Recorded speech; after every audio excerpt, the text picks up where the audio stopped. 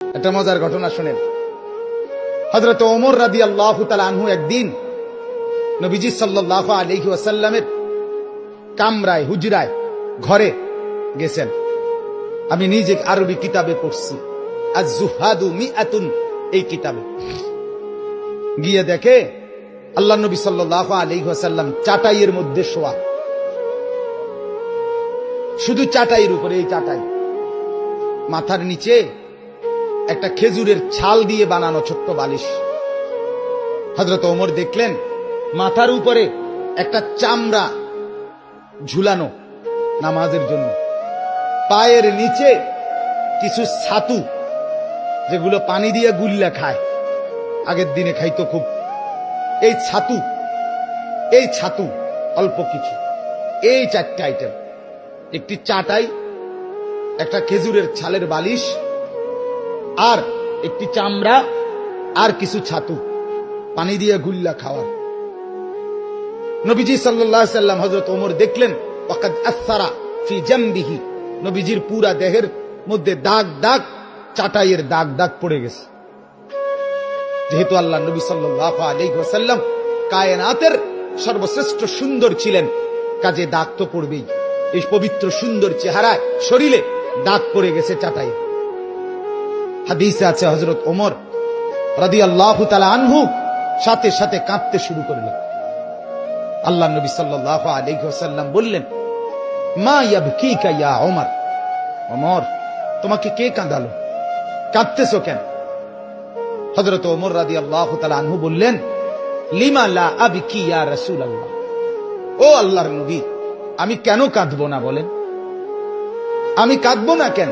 আপনার এই হালাত, একটা চাটাই, একটা বিছানা নাই, একটা খেজুরের ছালের বালিশ, একটা চামড়া, আর একটু ছাতু, এই আনতা সাফওয়াতুর রাসূল, আপনি তো সমস্ত রাসূলের নির্যাস, আপনি মুসাদ্দিকুল আম্বিয়া, নবিয়ুল আম্বিয়া, নবিয়ে দু জাহাঁ, নবিয়ে দু শাহাঁ, নবিয়ে দু আলম, ফখরে মওজুদাত, আপনি তো কায়নাতের সরদার।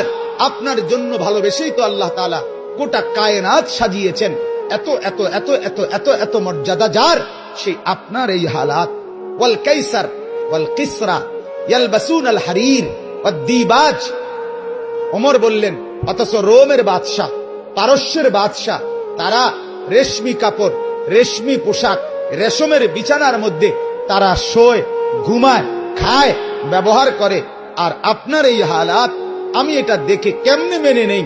আমার চোখ এজন্য বাধা মানছে না, আমি কাঁদতেছি। হাদিসের মধ্যে আছে আল্লাহ নবী সাল্লাল্লাহু আলাইহি ওয়াসাল্লাম মুচকি হাসি দিয়ে আল্লাহ নবী বললেন, ওমর,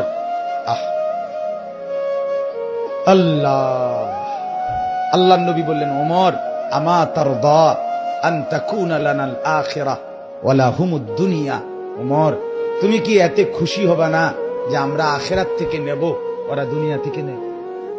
আমরা আখিরাত থেকে নেব ওমর, ওরা দুনিয়া থেকে নেব।